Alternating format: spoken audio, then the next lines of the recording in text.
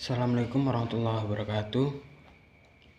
Sebelumnya perkenalkan, nama saya Fuad Hairul Umam dengan NIM 1022000024, Prodi Hukum Pidana Islam. Baik, saya akan melanjutkan membacakan materi kelompok 2 dengan judul Hukum Perlindungan Saksi dan Korban. Program perlindungan saksi dan korban sebagian besar negara. 1. Perlindungan fisik, 2. Perlindungan prosedural, 3. Perlindungan hukum, 4. Bantuan medis, psikologis, psikososial, 5. Fasilitas restitusi dan kompensasi. B. Konsep dan dasar perlindungan saksi dan korban.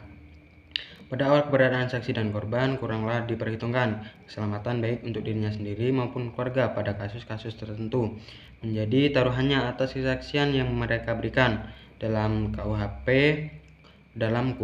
cenderung lebih memberatkan pemberian perlindungan kepada warga negara yang berstatus tersangka, terdakwa, dan terpidana pada tahun 2003. Dari pemerintahan untuk melakukan perlindungan terhadap saksi dan korban mulai tampak, tapi baru sebatas pada kasus-kasus tertentu.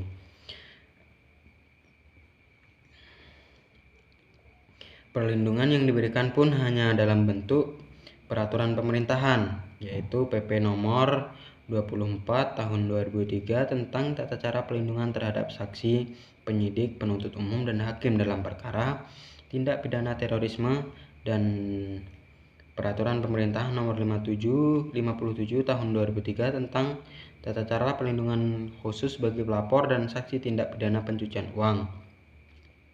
C. Pengaturan kelembagaan perlindungan saksi dan korban di beberapa negara sesuai kebutuhan dan sistem hukum masing-masing. Pengaturan kelembagaan perlindungan saksi dan korban dapat bervariasi di berbagai negara sesuai dengan kebutuhan dan sistem hukum yang berlaku di masing-masing negara tersebut.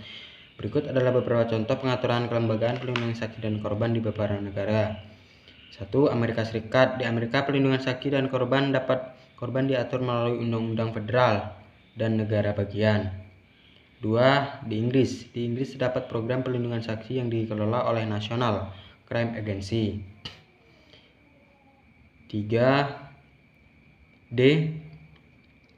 Bentuk-bentuk perlindungan saksi diamankan. Bentuk perlindungan yang dapat diberikan lembaga perlindungan saksi dan korban kepada saksi dan korban tindak pidana tertuang di dalam ketentuan pasal 5, pasal 6, dan pasal 7.